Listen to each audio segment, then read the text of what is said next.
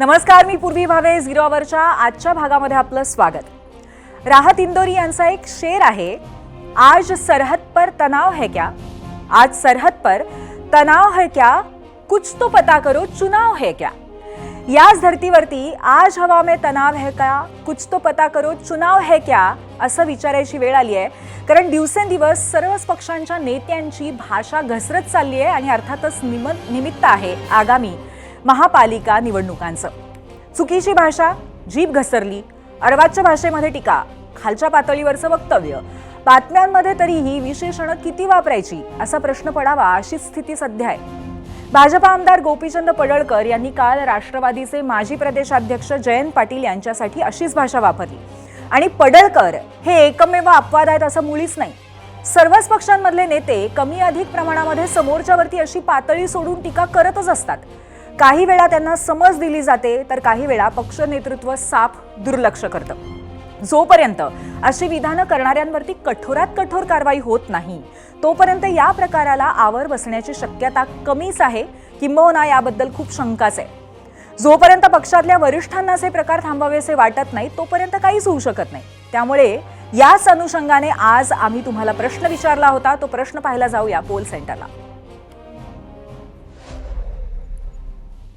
Pole सेंटरचा आजचा प्रश्न आहे, आक्षेपार्ह वक्तव्य करणाऱ्या नेत्यांवर कोणत्याही पक्षाकडनं कडक कारवाई होत नसल्यामुळे हे नेते सोकावलेत असं वाटतं का? आणि होय आणि नाही असे पर्याय आहेत आणि अजूनही तुम्ही वोट करू शकता. या कार्यक्रमाच्या शेवटी तुमचा कौल आपण बघणार आहोत.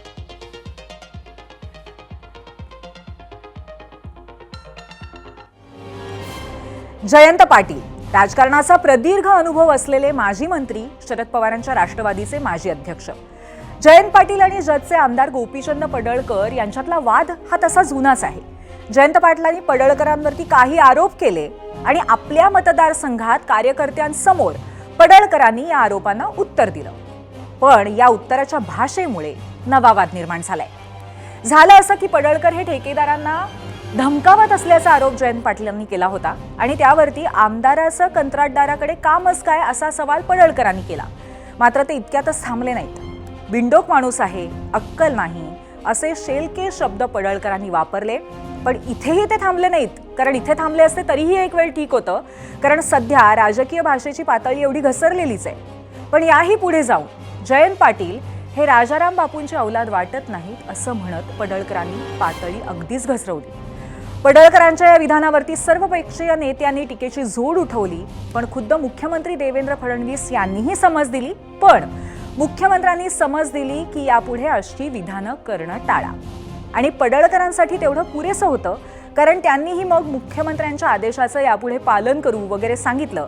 त्यामुळे जयंत पाटलांबद्दल केलेल्या वक्तव्याची पडळकरांना खंत वाटल्याचं मात्र कुठेच दिसलेलं नाहीये.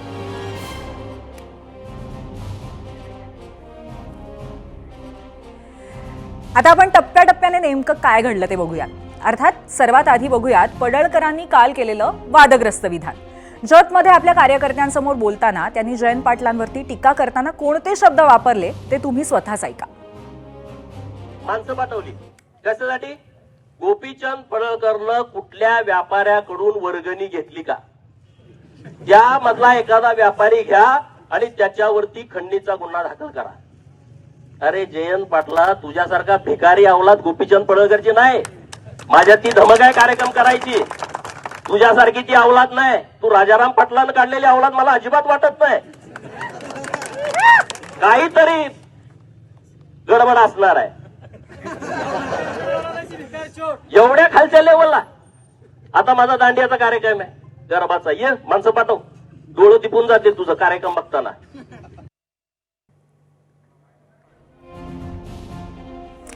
आणि याच्यावरती टीका येणंही अपेक्षितच होतं. पडळकरांच्या वक्तव्यावरती सर्वच पक्षांमधनं टीका होतीये. अर्थात स्वपक्षीय नेते त्यांचं विधान चुकीचं असल्याचं सांगत निषेध करणं टाळत असले तरी पण विरोधी पक्षांनी मात्र पडळकरांच्या विधानाचा खरपूस समाचार घेतलाय. कुणीही कमरेखालचे वार करू नये. सगळ्यांना बोलता येतं, सगळ्यांना आरेला कार्य म्हणता येतं, सगळ्यांना प्रत्येक बाबतीमध्ये उत्तर देता येतं. त्याच्यावर सगळ्यांनी तारतम्य करूनच वागलं पाहिजे, बोललं पाहिजे. कोणाच्या आईवर हा खरं म्हणजे आईला शिवी आहे. हा असा मूर्ख पागल कुत्र्यानी चावल्यासारखं बोलतोय. कुत्र्यापेक्षाही आता हे शब्द मला बोलायला नको. एखाद्या आईच्या वर अशा प्रकारे बोलणं, अरे कुठली संस्कृती आहे, कुठले याच्यावर संस्कार आहेत? इतके नालायक आणि करंटपणा महाराष्ट्राच्या राजकारणात, हरामखोरीपणा मी पहिल्यांदा बघतोय. आणि हे काही योग्य नाही. अशा व्यक्तींना राजकारणात ठेवायचं की नाही हे त्या पक्षाच्या नेत्यांनी ठरवलं पाहिजे. मला वाटतं हा प्रश्न किंवा हे स्टेटमेंटवर काय म्हणणं आहे हे मला विचारायच्या ऐवजी मी हे माननीय मुख्यमंत्र्यांना विचारलं पाहिजे. कारण का माननीय मुख्यमंत्र्यांनी तो सुसंस्कृतपणा दाखवला आहे. त्याबद्दल मी माननीय मुख्यमंत्र्यांचे जाहीर आभार मानते.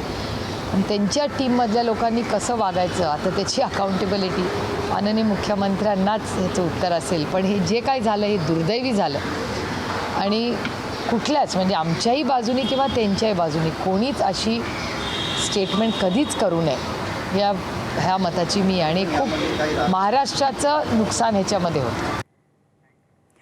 तर सुप्रिया सुळेंची प्रतिक्रिया आपण पाहिली. पण पडळकरांवरती टीका करणाऱ्या विरोधी पक्षांमधील काही नेते सुद्धा पातळी सोडून बोलण्यामध्ये माहीर आहेत. त्यामुळे त्यांनीही आपल्या बोलघेवड्या नेत्यांना आवरावं अशी महाराष्ट्राची अपेक्षा आहे. एकीकडे अशी टीका होत असताना स्वतः जयंत पाटलांनी मात्र पडळकरांना अनुल्लेखाने मारणंच पसंत केलंय. आपल्याला यावर काहीही बोलायचं नाही असं ते म्हणाले. कार्यकर्ते संतप्त व्हायचे, दुसरं काही नाही. तुम्हीच बोललं पाहिजे. मी काहीच बोलणार नाही. कार्यकर्ते संतप्त व्हायचे, दुसरं काही नाही. तुम्हीच बोललं पाहिजे. मी काहीच बोलणार नाही. आज पडळकर बोलत असताना त्यांच्यासमोर बसलेले कार्यकर्ते टाळ्या वाजवत होते, हास्य कल्लोळ करत होते. एखाद्या ज्येष्ठ नेत्याबद्दल आपण असं बोलू नये त्याची फिकीर पडळकरांना नव्हती आणि नेत्याला असं बोलण्यासाठी प्रोत्साहन देऊ नये याचं भान कार्यकर्त्यांनाही नव्हतं. मात्र पक्षाच्या वरिष्ठ नेत्यांना याची दखल घ्यावीच लागते. तशीच ती मुख्यमंत्र्यांनी घेतलीही. पण त्यासाठी शरद पवारांनी फोन फिरवावा लागला. फडणवीसांनी मीडियातून पडळकरांना समज दिली. कुणाच्याही वडिलांबद्दल स्टेटमेंट करणं योग्य नाही असं ते म्हणाले. आपल्याला शरद पवारांचा फोन आला, मी देखील पडळकरांना फोन करून अशी वक्तव्य टाळण्याचं सांगितलंय असं फडणवीसांनी सांगितलं. गोपीचंद पडळकरांनी जे स्टेटमेंट केलं ते योग्य आहे असं माझं मत नाही. कोणाच्याही वडिलांबद्दल किंवा परिवाराबद्दल स्टेटमेंट करणं हे योग्य नाही आहे. या संदर्भात गोपीचंद पडळकर यांच्याशी मी बोललेलो आहे, त्यांनाही मी सांगितलेलं आहे. आता यावर पडळकरांची प्रतिक्रिया काय होती? आपल्या विधानाचं त्यांना वाईट वाटलं होतं का? त्यांचं उत्तर ऐकलं तर तसं वाटत नाही. मुख्यमंत्र्यांचा फोन आला होता, यापुढे बोलताना काळजी घेईन असं ते म्हणाले. मुख्यमंत्र्यांच्या सूचनेचं पालन करेन असं आश्वासनही पडळकरांनी दिलं. मात्र जयंत पाटलांबद्दल केलेलं विधान मागे घेण्याबद्दल किंवा किमान त्यावर दिलगिरी व्यक्त करणारा चकार शब्दही त्यांनी काढला नाही. उलट पवारांनी फडणवीसांना केलेल्या फोनबद्दल विचारल्यावर पंतप्रधानांच्या आईचा AI व्हिडिओ व्हायरल केला तेव्हा पवारांनी मोदींना फोन केला होता का असा प्रश्न पडळकरांनी विचारलाय. आपण बोललो ते चुकीचं होतं याची जाणीव त्यांना झाल्याचं त्यांच्या बॉडी लँग्वेजमधून दिसलं नाही. मला असं वाटतंय की तुम्ही स्वतःच बघा आणि ठरवा. माणसं पाठवली कशासाठी? गोपीचंद पडळकरनं कुठल्या व्यापाऱ्याकडून वर्गणी घेतली का? अरे जयंत पाटला, तुझ्यासारखा भिकारी अवलाद गोपीचंद पडळकरची नाही. माझ्यात ती धमक आहे कार्यक्रम करायची. तुझ्यासारखी ती अवलाद नाही. तू राजाराम पाटलानं काढलेली अवलाद मला अजिबात वाटत नाही. काहीतरी गडबड असणार आहे. राज्याचे मुख्यमंत्री माननीय देवाभाऊंचा मला फोन आला होता आणि या संदर्भामध्ये अशी वक्तव्य करू नका अशा पद्धतीची सूचना मला माननीय मुख्यमंत्री महोदयांनी दिलेली आहे. मी त्यांच्या सूचनेचं पालन करेन. आता दुसऱ्या बाजूला जयंत पाटलांनी संयमाची भूमिका घेतलेली असली तरी त्यांचा पक्ष मात्र आक्रमक झालाय. आज मुंबई, पुणे, सांगली इथे पडळकरांच्या विरोधामध्ये निदर्शनं केली गेली. पुण्याच्या बालगंधर्व चौकामध्ये पडळकरांना पाठीशी घालणाऱ्या भाजपच्या निषेधात आंदोलनही झालं. यावेळी पक्षाने पडळकरांची हकालपट्टी करावी अशी मागणी शरद पवारांच्या राष्ट्रवादीकडनं करण्यात आली आहे. तर येत्या सोमवारी पक्षाने सांगलीमध्ये आंदोलनाची हाक दिली आहे. दुपारी 1 वाजता शहरातील मध्यवर्ती पुष्पराज चौकात निदर्शनं करण्यात येणार आहेत.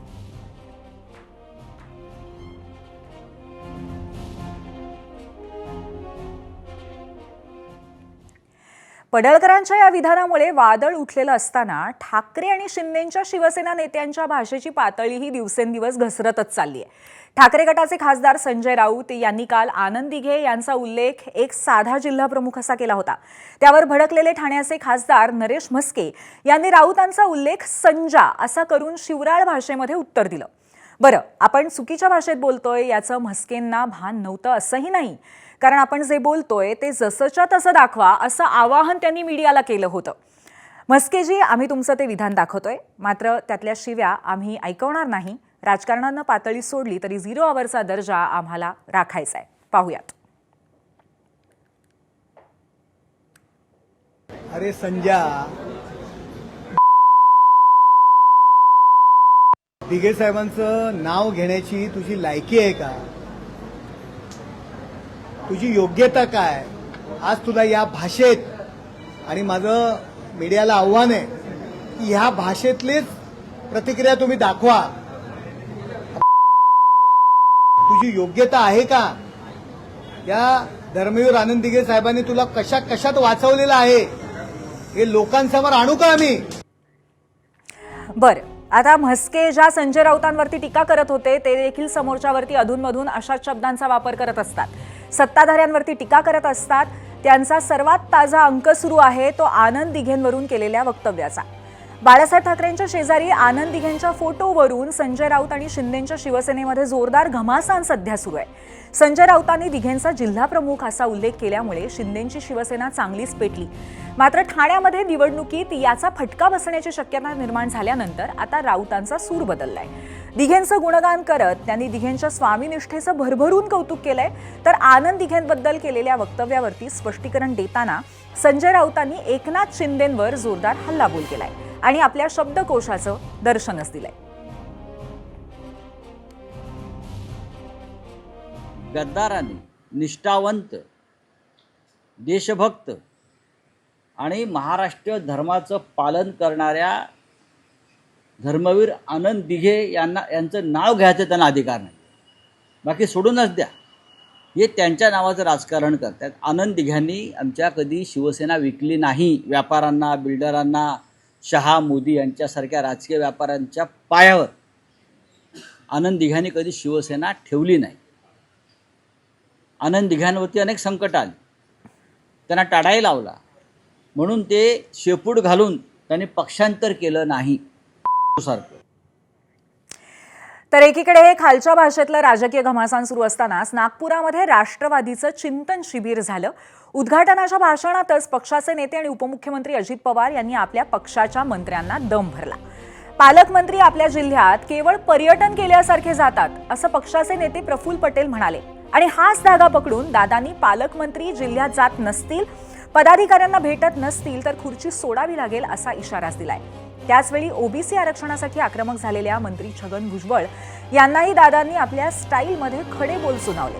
एखाद्या मंत्र्याला इतर जास्त कामं असतील तर ते पद आपण दुसऱ्या कुणाला तरी देऊ असं पवार म्हणाले. यावेळी त्यांनी कुणाचं नाव घेतलं नसलं तरी आपण आणि भुजबळ राजकारणात आलो त्यापेक्षा आताचा काळ वेगळा आहे हे सांगायला दादा विसरले नाहीत. मी आज निर्वाणीचा सांगतो, जर पक्षाच्या पेक्षा मंत्री महोदयांना काहींना इतर कामं जास्त असतील तर ते पद आपण मोकळं करूया आणि दुसऱ्याला कोणाला देऊया, म्हणजे तरी कळेल. जर आता नुसतं शिबिर घेऊन चालणार नाही. आज शिबिरामध्ये जे निर्णय होतील त्याची अंमलबजावणी करण्याच्या करता संघटना तर संघटनेचं काम करेलच. पूर्वीच्या काळातलं आम्ही ज्यावेळेस राजकारणात आलो किंवा आमच्या आधी भुजबळ साहेब राजकारणात आले त्यावेळेसचं राजकारण आणि आताच्या राजकारणामध्ये जमीन आसमानचा फरक पडला आहे. सोशल मीडिया ऍक्टिव्ह झाला आहे. आणि यावर प्रतिक्रिया देताना मंत्री काम करत नसतील तर पक्षप्रमुखांना त्यासाठी आदेश देणं भागच आहे असं भुजबळ म्हणाले.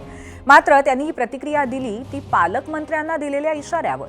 इतर कामं असतील तर मंत्रीपद रिकामं करा या दादांच्या सल्ल्यावर नव्हे. मंत्री जर कोणी आळस करत असतील आणि लोकांकडे जाण्यापासून ते लांब राहत असतील, काम करत नसतील पक्षप्रमुखाला आदेश देणं भागच आहे हो, की तुम्हाला मंत्री केलं, ते डिपार्टमेंटचं मंत्री केलं तेवढं झालं. अरे पण जनतेमध्ये जा ना तुम्ही, जनतेत गेलं पाहिजे की नाही. पालकमंत्री म्हणून तिकडे जा तुम्ही, बोलण्यात काय चुकले ते बरोबर आहे. सगळ्यांनी काम करावं म्हणून ते बोलले.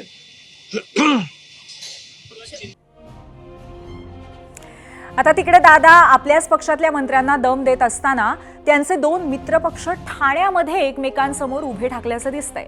कारण वनमंत्री गणेश नाईक यांनी काल नवी मुंबईमध्ये जनता दरबार भरवला आणि शिंदेंची शिवसेना सावध झाली आहे. शिवसेना जिल्हाप्रमुख किशोर पाटकर यांनी नाईकांच्या जनता दरबाराच्या विरोधात जनहित याचिका दाखल केली आहे. जनता दरबारासाठी अधिकाऱ्यांना दिवसभर वेठीला धरलं जातं, त्यामुळे कामकाजावरती त्याचा परिणाम होतो असं पाटकरांचं म्हणणं आहे. तर जनतेचे प्रश्न सोडवण्यासाठी जनता दरबार घेणं हा मंत्र्यांचा अधिकार आहे असं नाईकांचं म्हणणं आहे. त्यामुळे महापालिका निवडणुकीच्या तोंडावरती नवी मुंबईतील वर्चस्वावरनं 2 मित्रपक्षांमध्येच बेबनाव झाल्याचं स्पष्ट झालंय. विनम्रपणे सांगतो, महाराष्ट्रात नाही तर भारतामध्ये गणेश नाईकने जितके जनता दरबार आयोजित केले त्याच्यातून जनसामान्याला त्यांच्या दुःखांना वाचा फोडण्याचा प्रयत्न केला तेवढा कुठल्याही घटकांनी केलेला नाही. आणि हे निवडणुका झाल्या तरी सुद्धा जनता दरबार होत राहतील, निवडणुका हे येत राहतील, जात राहतील, परंतु जनसामान्यांचे प्रश्न सोडवण्यासाठी जनतेच्या दरबारामध्ये गणेश नाईक कायम राहणार आहे. आपण तर हे असं सगळं सुरू आहे आपल्या राज्यामध्ये आणि राज्याच्या राजकारणामध्ये, आणि त्याचं कारण अर्थातच आहेत येऊ घातलेल्या स्थानिक स्वराज्य संस्थांच्या निवडणुका. नेत्यांच्या भाषेवरती चर्चा आज आपण करणार आहोत आणि त्याच अनुषंगाने आम्ही प्रश्न पण विचारला होता. त्यामुळे त्याआधी आपण पाहूयात तुम्ही आम्हाला याबद्दल काय प्रतिक्रिया दिलेल्या आहेत मीडिया सेंटरला जाऊन. एक्सवरनं राजू इंगवले म्हणतायत, सोकावले नाही तर बोकाळले आहेत, त्यांना त्यांच्या पक्षातून रसद आहे, छुप्या पद्धतीने, नाही तर त्यांची काय हिंमत.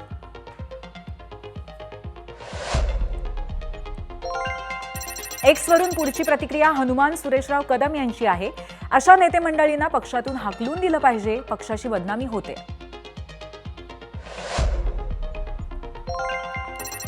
युट्यूबवरनं पुढची प्रतिक्रिया आहे सुभाष सानप यांची. सर्वच राजकीय पक्षांनी आपापल्या कार्यकर्त्यांना कठोर शिक्षा करायला हवी, जेणेकरून असे प्रकार महाराष्ट्रात घडणार नाहीत. युट्यूबवरची पुढची प्रतिक्रिया बाळासाहेब चव्हाण यांची आहे. अशा राजकीय नेत्यांकडनं जनतेला कोणत्याच अपेक्षा नाहीत, पण त्यांना धडा शिकवायला त्यांची सरकारी रसद बंद केली पाहिजे.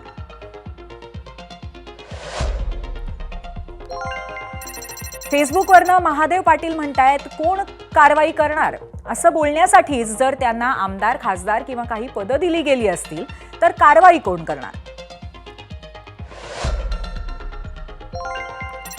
फेसबुकवरची पुढची प्रतिक्रिया रितेश काळोखे यांची आहे. धनगर समाजाचे मनपूर्वक आभार. आपण पडळकर हाकेसारखे सुसंस्कृत नेतृत्व तयार करत आहात, त्यामुळे भविष्यात समाजाचं नाव प्रचंड उज्ज्वल होणार आहे, यात तिळमात्र शंका नसावी. फेसबुकवरनं पुढची प्रतिक्रिया आहे किरण भगवानराव रसाळ यांची. सर्व पक्षातील सर्व नेते ते सामान्य कार्यकर्त्यांनी सांभाळून आणि चांगलं बोलावं. नेतेच जर अशी वक्तव्य करत असतील तर शिकवावं कुणाला. पक्षप्रमुखच बेताल वक्तव्य करतात, किती उदाहरणं सांगता येतील. इंस्टाग्रामवरनं प्रकाश पाटील म्हणतायत, ज्यांची ग्रामपंचायत सदस्य होण्याची लायकी नाही त्यांना भाजपने आमदार केलं तर असं वक्तव्य होणारच.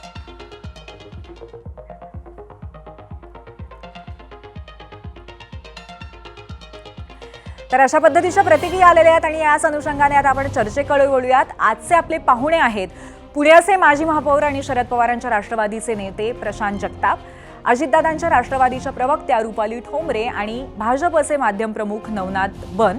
आणि सुरुवात थेट नवनाथ बन यांच्याकडे आपण जाऊन करणार आहोत.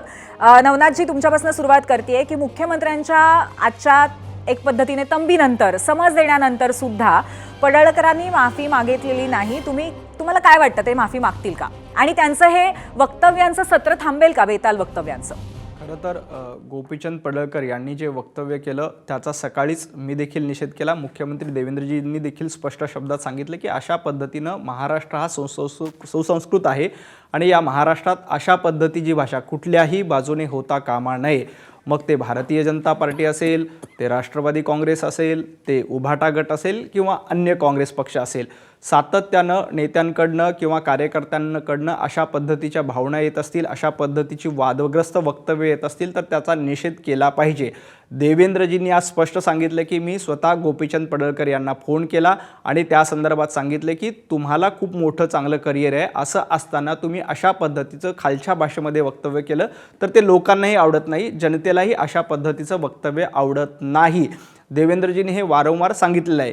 एवढंच नाही तर आपल्या माहितीसाठी संजय राऊत सातत्यानं म्हणजे भारतीय जनता पार्टीच्या नेत्यावर बोलत असताना संजय राऊत सातत्यानं अतिशय अश्लील शब्दामध्ये जे आपण ऑन एअर टाकू शकत नाही असे शब्द सातत्यानं वापरतात. परंतु गेल्या 3 वर्षात उद्धवजी ठाकरे यांनी संजय राऊत यांना समज दिली, संजय राऊत यांना तंबी दिली, संजय राऊत यांनी त्या वक्तव्याबद्दल माफी आपण जर मागितली. बघितलं लोकांच्या असं प्रतिक्रिया एकदाही सुद्धा झालं बघितल्या नाही. तर यामुळे पक्षाची पण प्रतिमा मलिन होती असं अनेकांचं म्हणणं आहे. त्यामुळे त्या दृष्टीने सुद्धा पावलं उचलायला पाहिजेत असं आपल्याला नाही का वाटत?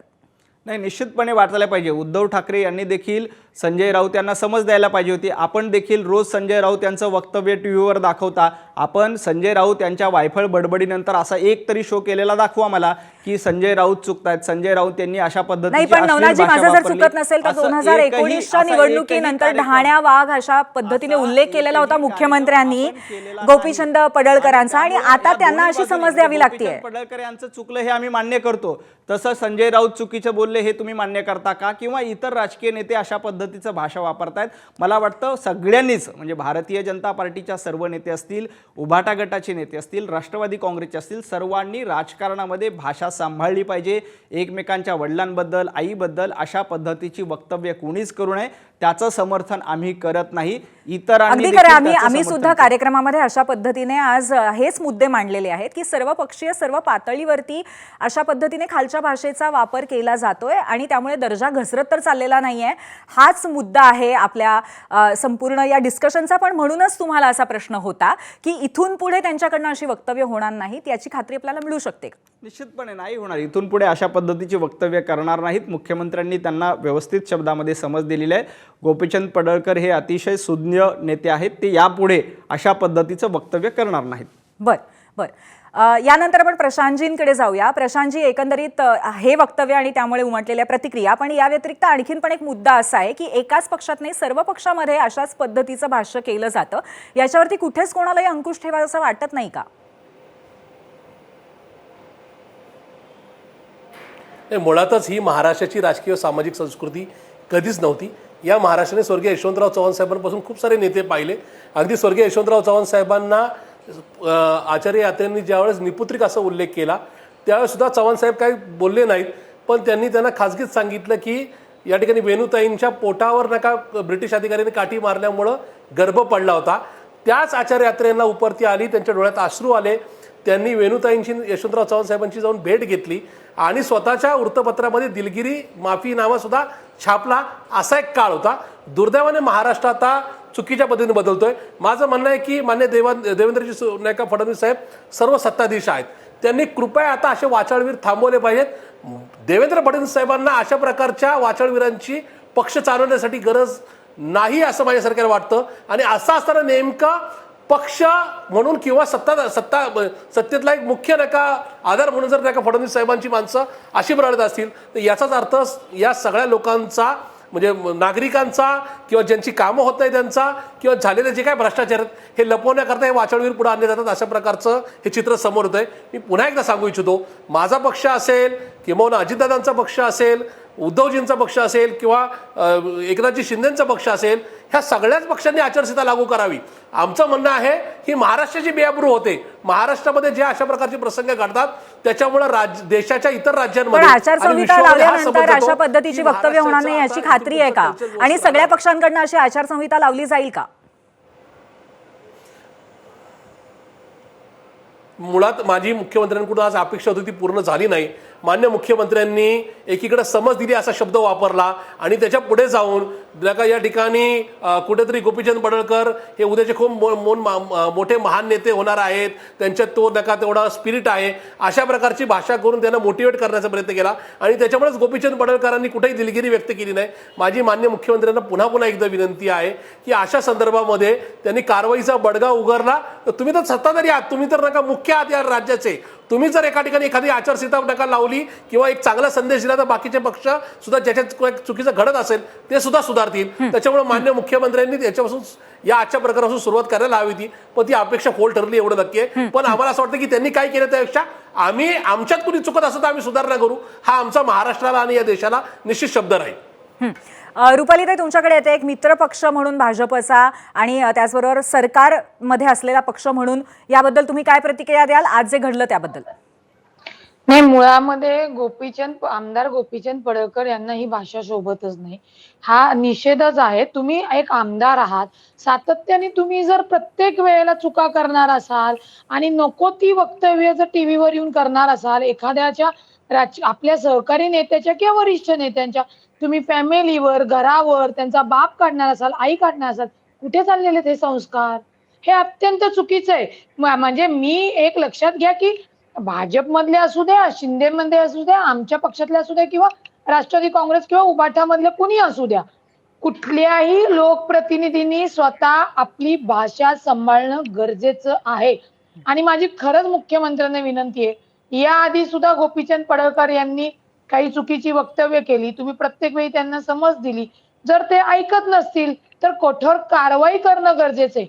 मला आमच्या गोपीचंद भाऊला पण म्हणायचंय की का आपल्या बुद्धीचं प्रदर्शन लोकांना दाखवून आपल्याला नावं ठेवून घ्यायची, आपल्यामुळे पक्षाला नावं ठेवून घ्यायची आणि त्यांच्यामुळे त्या अशा वक्तव्यामुळे अख्ख्या म्हणजे तुम्ही कमेंट दाखवली, अख्ख्या आमच्या धनगर समाजाला सुद्धा नावं ठेवण्यात आली.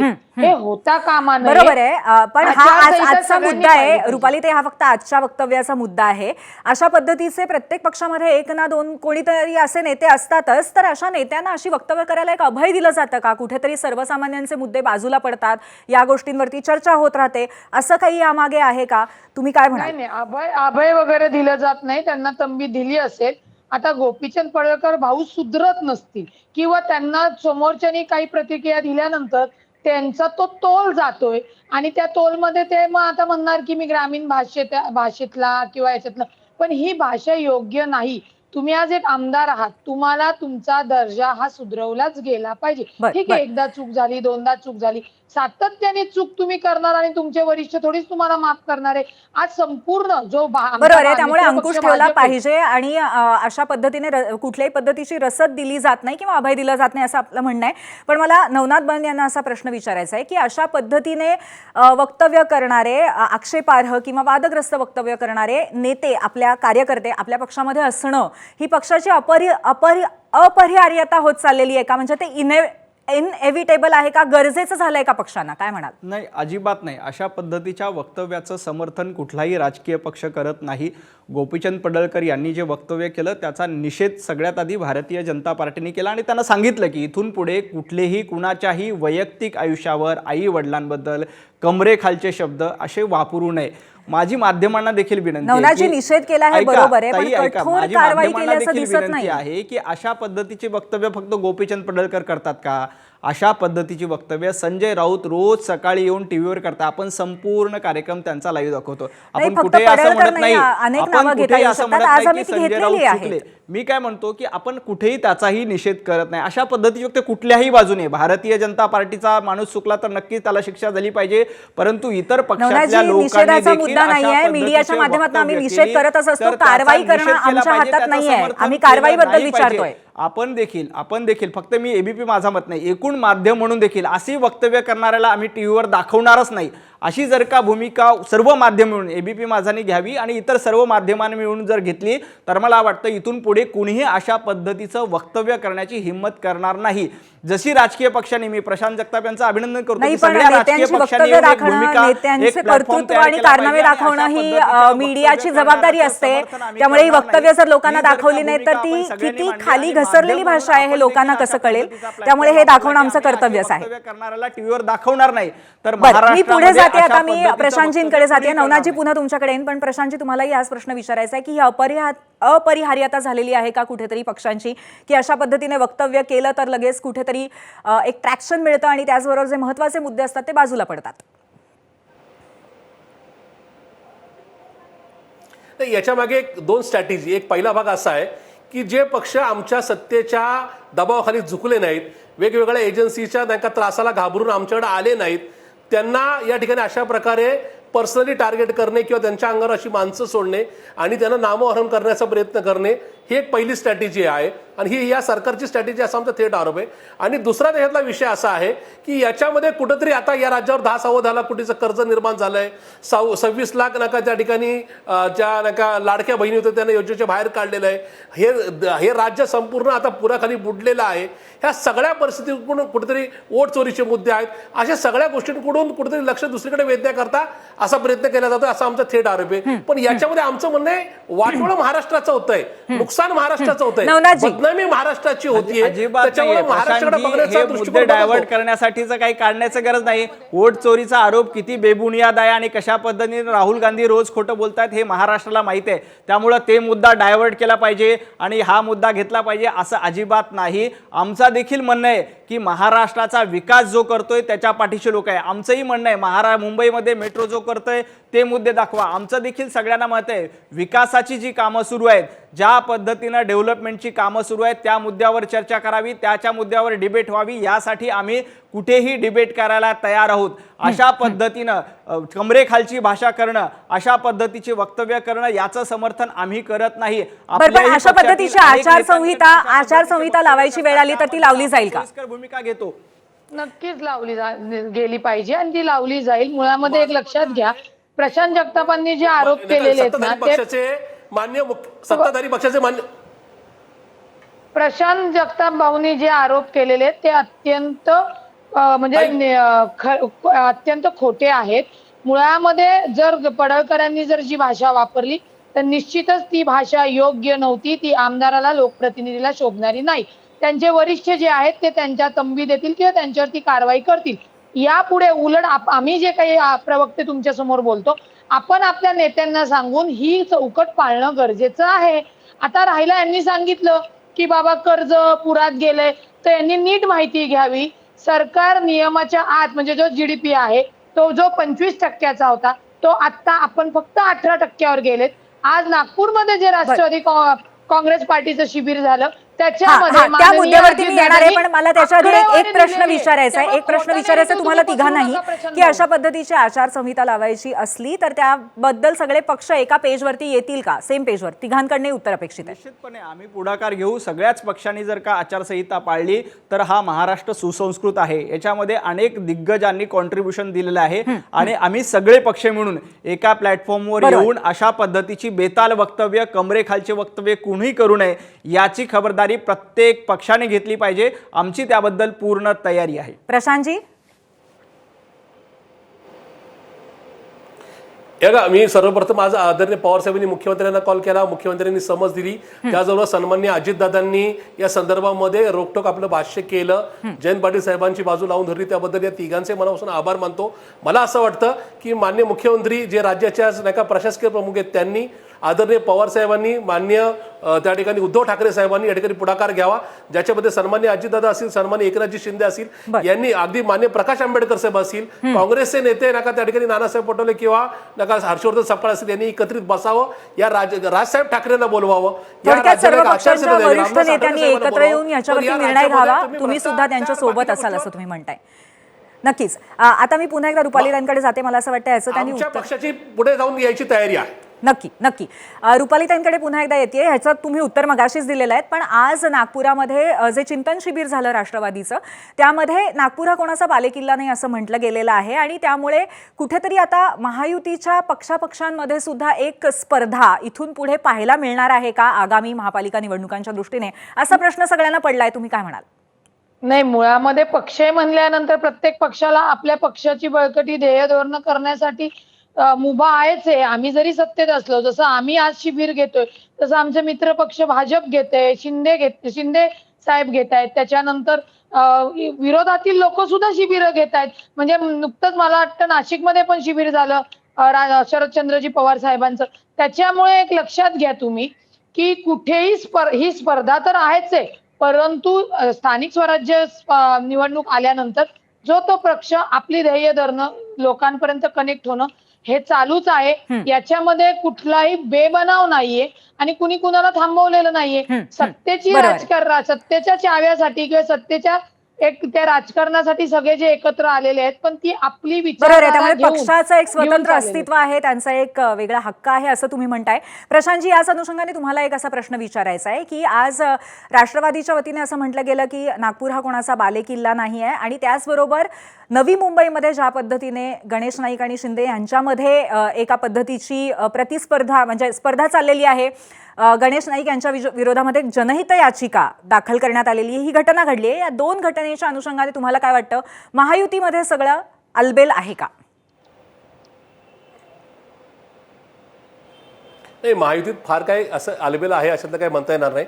पण एक नक्की आहे की अजितदादा एका स्वतःच्या पक्षाचे एका राष्ट्रीय अध्यक्ष आहेत, एकनाथजी शिंदे एका पक्षाचे अध्यक्ष आहेत, त्यांना त्यांचा पक्ष वाढवण्याचा अधिकार आहे, त्याच्यामुळं ते राज्यातल्या प्रत्येक जिल्ह्यामध्ये किंवा प्रत्येक शहरामध्ये जातील. पण एकूणच नका या ठिकाणी पुढच्या काळामध्ये राजकारणातलं आणि सत्तेतलं आपलं स्थान टिकून ठेवण्याकरता त्यांना अशा प्रकारची लढाई करावीच लागेल. कारण की कुठेतरी या ठिकाणी डावपेच तर आहेच, पण त्याचबरोबर एकमेकाला टार्गेट करण्याचा प्रयत्न केला जातोय. हे गणेश नाईकांच्या स्वरूपातून किंवा बाकीचे जे पक्ष मधल्या काळामध्ये जे आमदार किंवा खासदार अगदी शिवसेनेवर सुद्धा घसरले, एकनाथ शिंदेच्या पक्षात सुद्धा घसरले, त्याच्यातून एक नक्की आहे की एकमेकाला रोखण्याचा हा प्रयत्न आहे. पण मला असं वाटतं की नागपूरमध्ये माननीय सन्मान्य अजितदादांनी जर काही भाष्य केलं असेल तर त्यांना त्यांचा स्वतःचा पक्ष वाढवण्याचा अधिकार असल्यामुळेच कदाचित त्यांचे स्टेटमेंट असेल. त्याच्यामुळं ही तिघही मंडळी, मान्य देवेंद्र फडणवीस साहेब असतील, मान्य अजितदादा असतील किंवा मान्य एकनाथजी शिंदे असतील, यांची स्थानिक स्वराज्य संस्थांच्या निवडणुकीतली आणखीन एकमेकावरची नका टक्कर ही निश्चित आपल्याला पाहायला मिळेल. नवनाथजी, एकंदरीतच ज्या पद्धतीने गणेश नाईकांच्या जनता दरबाराच्या विरोधामध्ये शिंदेंकडनं जनहित याचिका दाखल केली जाते त्यांच्या पक्षातनं आणि त्याचबरोबर विदर्भामध्ये जाऊन विदर्भ कोणाचा बालेकिल्ला नाही आहे असं राष्ट्रवादीकडनं म्हटलं जातं, हे बघता महायुतीचं चित्र पूर्णपणे एकसंध नाही आहे असं आम्हाला तरी वाटतंय. तुम्ही काय म्हणाल याबद्दल? महायुती म्हणून तिन्ही पक्ष अतिशय एक दिलाने एकमताने काम करतायत. आता प्रत्येक पक्ष आपापली ताकद वाढवण्याचा प्रयत्न करतोय. उद्या स्थानिक स्वराज्य संस्थांच्या महापालिकेच्या निवडणूक आहेत. समजा या ठिकाणी पक्ष संघटना अजितदादांची वाढली, भारतीय जनता पार्टीची वाढली, आमची युतीच होणार आहे. समजा आमची ताकद वाढली तर त्याचा फायदा अजितदादाला होणार आहे, अजितदादांची ताकद वाढली तर त्याचा फायदा भारतीय जनता पार्टीला होणार आहे, एकनाथ शिंदे यांची पार्टी वाढली, त्यांची ताकद वाढली तर त्याचाही फायदा आमच्या एकमेकांना होणार आहे. गेल्या काही दिवसापासून सातत्यानं महायुतीचे तिन्ही नेते अतिशय समन्वयाने एकमेकांना सोबत घेऊन एक दिलानं काम करतायत. राहिला प्रश्न महाविकास आघाडीचा. महाविकास आघाडीची एकही बैठक मागच्या विधानसभा निवडणूक हारल्यानंतर झाली नाही. महाविकास आघाडीच्या ठिकऱ्या महाराष्ट्रामध्ये उडालेल्या आहेत. तिन्ही लोकांचे तिन्ही दिशेला तोंड आपण बघायला मिळतोय. आता अजितदादांनी समजा विदर्भामध्ये ताकद वाढवली तर त्याचा निश्चितपणे भारतीय जनता पार्टीला फायदा होईल. आमची कोकणामध्ये ताकद आहे, आमच्या पक्षाचा फायदा एकनाथ शिंदेला होईल. त्यामुळं प्रशांत जगताप यांनी महाविकास आघाडीची चिंता करावी. ज्या पद्धतीनं महाविकास आघाडीचा कारभार सुरू आहे ते बघता महाविकास आघाडीच्या लोकांची युती म्हणजे राज ठाकरे आल्यानंतर प्रशांत जगताप हे त्यांच्यासोबत जाणार आहेत का हे बघावं. काँग्रेसची काय अवस्था आहे हे बघावं. महायुतीबद्दल किमान राष्ट्रवादी शरद पवार गटांनी बोलू नये. आपली काय भूमिका आहे, आपली काय महाविकास आघाडीच्या ठिकऱ्या उडाल्यात, तीन तिघाडा. नवनाथजी, नक्कीच पण तुमच्या माहितीसाठी सांगते की प्रफुल्ल पटेल म्हणाले आहेत की जिथे शक्य आहे तिथेच आपण युतीमध्ये लढणार आहोत आणि जिथे शक्य तिथेच आपण आमच्या महाविकास आघाडीच्या किती बैठका झाल्या याची हा बोला प्रश्न. नाही, मला या ठिकाणी नवनाथजींना काय कुठली यादी देण्याची गरज नाही, कुठली लिस्ट पाठवण्याची गरज नाही. पण महाविकास आघाडी म्हणून आमच्या अनेक बैठका विधानसभेच्या पराभवानंतर झाल्या. जाहीरपणाने आमचे पक्षाचे नेते, उद्धवजींच्या पक्षाचे नेते, काँग्रेस पक्षाचे नेते एकमेकांना भेटत असतात, पवारसाहेबांचं मार्गदर्शन पण घ्यायला येत असतात. आम्ही महाविकास आघाडी म्हणून नक्की लढू. त्याची सुरुवात आम्ही पुण्यापासून करतोय. आमच्या 3 बैठका सुद्धा या ठिकाणी संपन्न झाल्यात. त्या प्रकारचे अधिकार सन्माननीय पवारसाहेबांनी, सन्मान्य सुप्रियाताईंनी आणि आमच्या प्रांताध्यक्षांनी मला दिलेले, त्याच्यामुळं काळजी करण्याचं कारण नाही. तुम्ही तुमच्यातले सुंदर सुंदी आम्ही बघतोय. या ठिकाणी पुण्यातले नका राष्ट्रवादीला अडचणीत आणण्याकरता प्रभाकर रचना कशी केली ते आम्ही पाहिले. उभाटा गटाला सोबत घेणार आहेत का? आमच्यामध्ये नाही. पुण्यामध्ये उभाटा गटाला साथ देणार आहेत का? उभाटा गटाला काही जागा देणार आहेत का? पुण्यामध्ये फक्त शरद पवार गट लढेल, राष्ट्रवादी आणि उभाटा गटाला तुम्ही अजिबात किंमत देणार नाही. काँग्रेसला पुण्यामध्ये तुम्ही साथ देणार आहेत का? आपलं ठेवायचं झाकून आणि दुसऱ्याचं पाहायचं वाकून. प्रशांतजी, हे बंद करा. महाराष्ट्राला माहित आहे की कशा पद्धतीनं मुंबईमध्ये उद्धव ठाकरे तुम्हाला विचारत नाहीत, मुंबईमध्ये उद्धव ठाकरे काँग्रेसला विचारत नाहीत. आता मुंबईमध्ये तुमच्या दोघांचीही साथ सोडून उद्धव ठाकरे राज ठाकरेंच्या हातात हात द्यायला तयार आहेत. त्यामुळं महाविकास आघाडीचं कसं ठिकऱ्या पण याच मुद्द्यावरती तुम्ही मुंबईत शिंदेना किती स्थान देणार आहात? आम्ही निश्चितपणे मुंबईमध्ये एकनाथ शिंदेना सोबत घेऊ. इव्हन अजित दादांना देखील मुंबईमध्ये आम्ही सोबत घेऊ. एकमेकांचं जागा वाटप अतिशय योग्य होईल, त्याची चिंता करू नका. आमचे तिन्ही नेते, देवाभाऊ असतील, अजितदादा असतील किंवा एकनाथजी शिंदे असतील, हे तिन्ही नेते एकत्र बसून समन्वयानं ठाणे असेल, मुंबई असेल, पुणे असेल, तिन्ही ठिकाणी आम्ही महायुती म्हणूनच लढू. आणि ज्या पद्धतीनं विधानसभेला जनतेनं महायुतीला आशीर्वाद दिले आणि महाविकास आघाडीच्या ठिकऱ्या उडाल्या, त्याच पद्धतीनं स्थानिक स्वराज्य संस्थांच्या निवडणुकीत देखील जनता जनार्दन देवाभाऊंच्या नेतृत्वातील महायुतीला साथ देतील. बरं नवनाथजी, यानंतर पुन्हा एकदा मी रुपालीताईंकडे जाते. एक नवीन विषय आणखीन आहे ओबीसी आरक्षणाचा.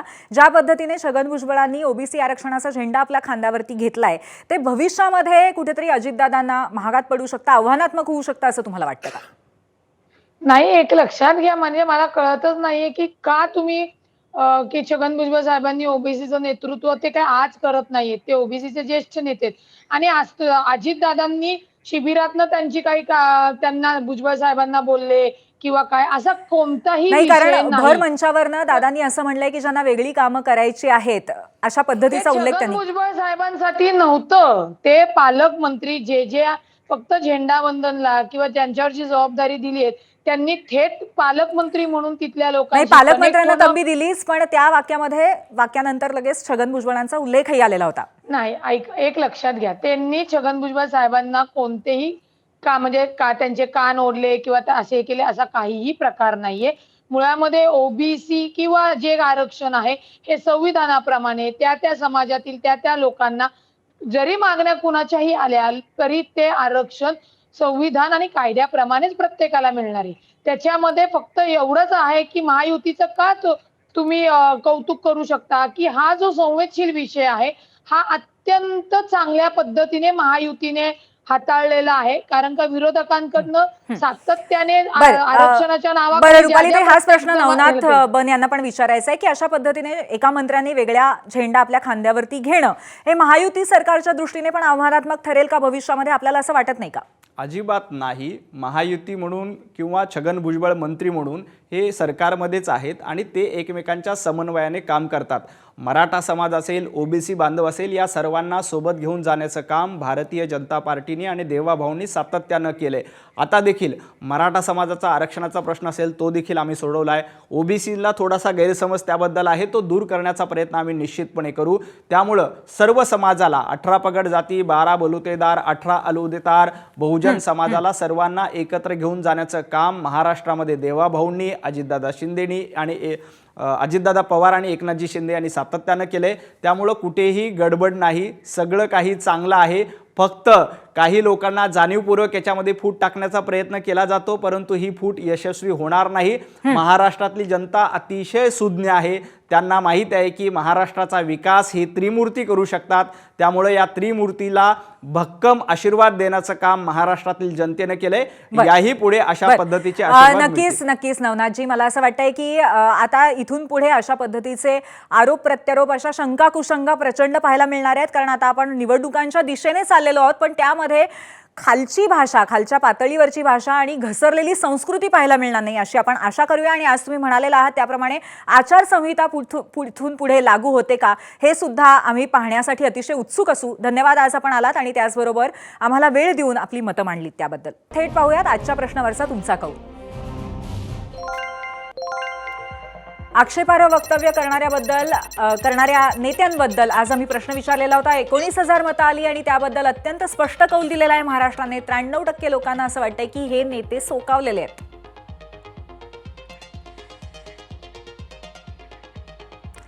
आणि यानंतर या संदर्भामध्ये आमची भूमिका जाणून घेऊया. त्यासाठी जाऊयात आमच्या कार्यकारी संपादक सरिता कौशिक यांच्याकडे. पूर्वी मला वाटतं 0 आवरसाठी प्रश्न ठरवताना आपल्याला जी अडचण आली ती आपण आपल्या ऑडियन्स बरोबर शेअर करायला पाहिजे. तर मंडळी, आज 0 आवरसाठी प्रश्न निवडताना आम्हाला बरंच मंथन करावं लागलं.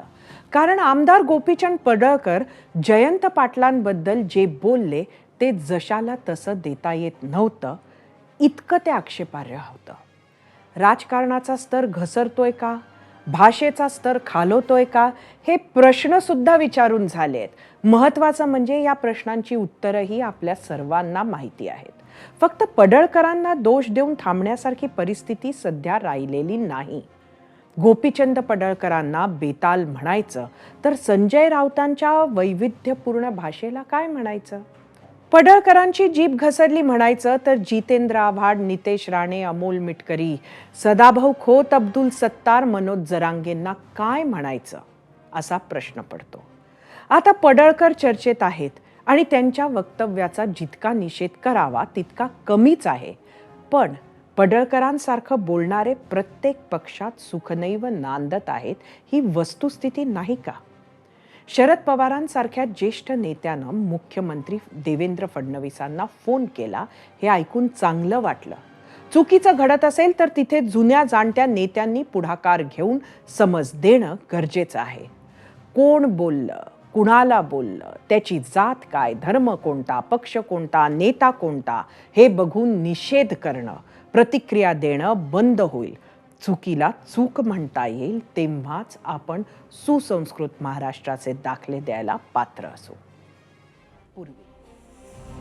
धन्यवाद सरिता. आणि याबरोबरच 0 आवरमध्ये आज आपण इथेच थांबतोय. यानंतर थेट भेटणार आहोत सोमवारी एका नव्या विषयासह, नवीन चर्चेसह, नवीन विश्लेषणासह. पाहत रहा एबीपी माझा.